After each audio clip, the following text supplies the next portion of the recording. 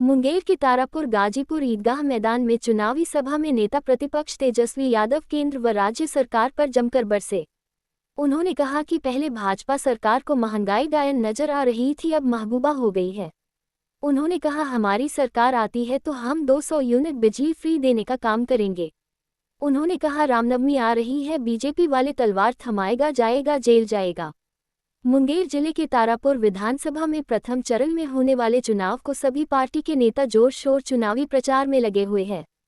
प्रथम चरण में होने वाले जमुई संसदीय क्षेत्र में होने वाले चुनाव को लेकर अपने प्रत्याशी के पक्ष पार्टी के नेता जोर शोर से चुनाव प्रचार कर रहे हैं। इस क्रम में शनिवार को जमुई लोकसभा अंतर्गत पड़ने वाले मुंगेर जिला के तारापुर विधानसभा के ईदगाह मैदान गाजीपुर में जमुई लोकसभा के राजद प्रत्याशी अर्चना कुमारी के पक्ष में चुनावी सभा का आयोजन किया गया।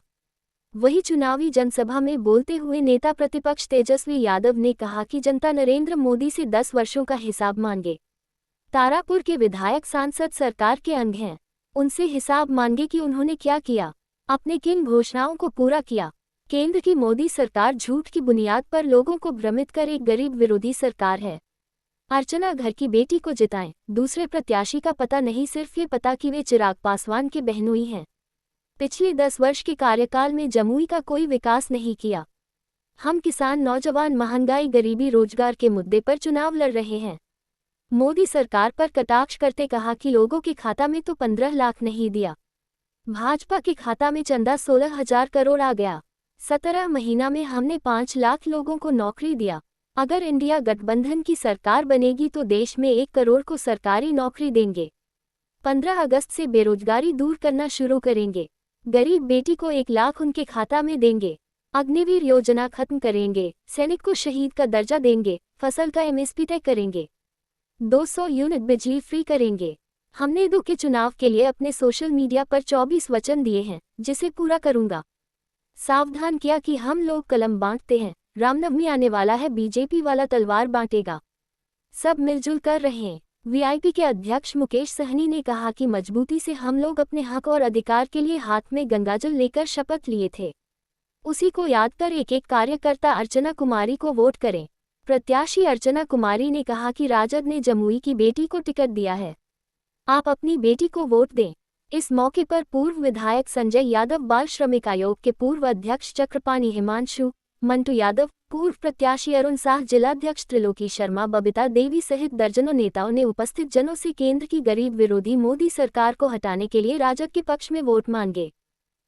दादा हम कुछ नहीं कहेंगे, लेकिन मोदी जी से सवाल पूछना चाहिए। मोदी जी को जवाब देना चाहिए कि 10 साल में तारापुर के लिए क्या किया।